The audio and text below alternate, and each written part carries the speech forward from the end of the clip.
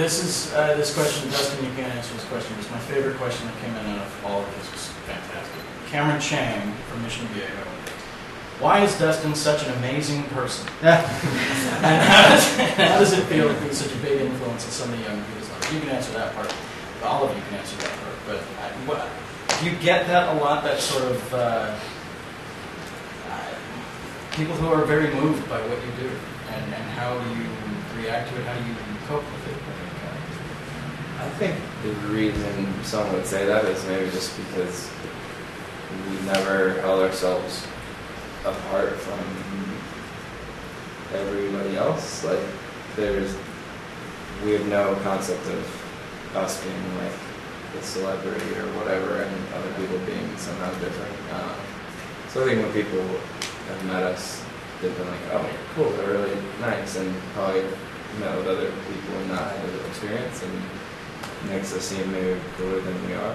But I forget who it is exactly it says, but I noticed that my other favorite bands, in this case minus the Bear and Death Cab for Cutie, one member also doubles as producer.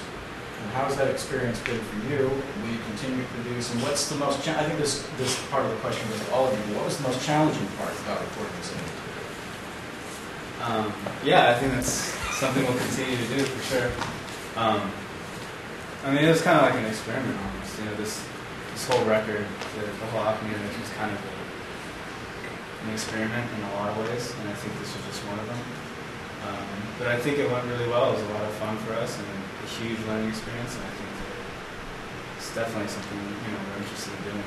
The hardest part of working without a producer was also kind of the most beneficial thing as well, because when you get into a situation where you're trying to decide on if a part is working or if some fill is working or a guitar line is working, when you're working with a producer, part of their purpose is so that you can turn to them and say, what do you think?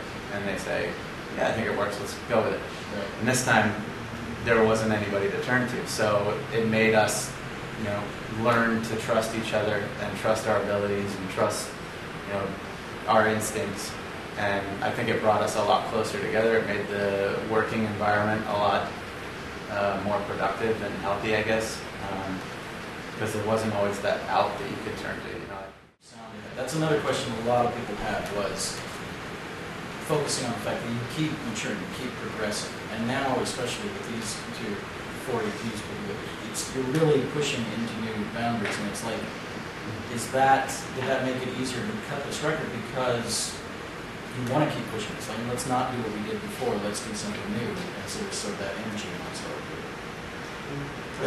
I think the key with this record was just us writing what came out and not scrapping anything, because it didn't sound like Thrice, and then we were dividing it into these 4 separate elements that were really like opposing sides in a way. I mean, kind of, I guess the Air record is probably the most like of a mix between a few, but I think for us making this record, it was just us putting out what actually comes out of us.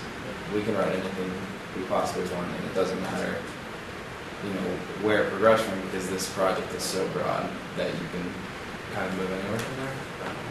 And by doing it doing it by ourselves, like, we had the ability to do that, whereas before, you throw out all these parts or all these different songs, and they're kind of like all over the place, which has been kind of what we've done for the last 3 records, I guess. And then the producer's job was to kind of go, okay, let's like homogenize these and kind of combine them into something that's a little more cohesive.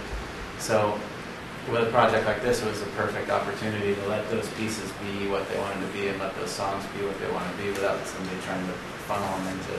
Yeah, I think that was key, is that we let the songs or the ideas kind of be exactly what they wanted to be, other than trying to kind of morph it into what Thrice is kind of supposed to be, or whatever. Right. And how do you feel about Identity Crisis? How do you look, like when you listen to it now, if you listen to it now, what do you think of it when you look back? Do you feel like looking at pictures of yourself 10 years ago?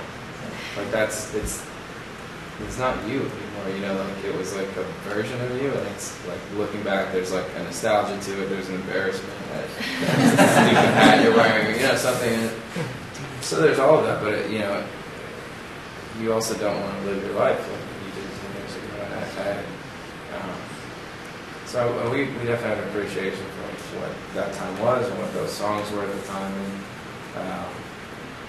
we also just have a bunch of records now, and it's like, you know, we're excited about playing this stuff off the past few records much more so than we would be playing that. So we try to mix it up and bring some more songs back into the set, but yeah, at the end of the day, we don't want to be, you know, pantomiming these things and this imitation of our old selves and not really having our hearts in doing that. You know? There's only so far you can go to please someone else before it becomes somewhat deceitful, I think, in your heart. That's like a snapshot of us like trying to figure out what the hell we're doing. You know, it's like the demo that you make in your garage, basically, but we live in the studio, and it's like we were still figuring stuff out there. So to go back to trying to reenact what it feels like to be totally confused and not know what the hell you're doing is a hard place to take yourself to, you know, and not necessarily a place you want to go to, but. Steven. Steve. Do you remember what your question was? I have it if you want. I kind of do. Well, it's Steven, and I'll tell you what Steven's question. He says, do you guys see yourselves still being Thrice 10 years from now? And someone else has to add to that, given that some of you have children now and you're getting older, you're not, but you're getting, you know, you're having families, and how long can you seriously keep this going? I don't think any of us have any clue, and we've never really looked that far in the future. We're always just kind of like, cool, let's make another record. And who knows? But I think we all love making music together, and we're in a place that we're really happy with the music we're making, and able to do it ourselves, which is really cool. And so I guess we'll see. But 10 years from now, can you envision it? You can still be a band, still doing it? It's really hard to say. I definitely think we could be. Yeah. I mean, 10 years ago when we started, I wouldn't have thought that we'd be 10 years later, like in a band. So I mean, you never know. Yeah, you don't know the future at all. Did I answer your question?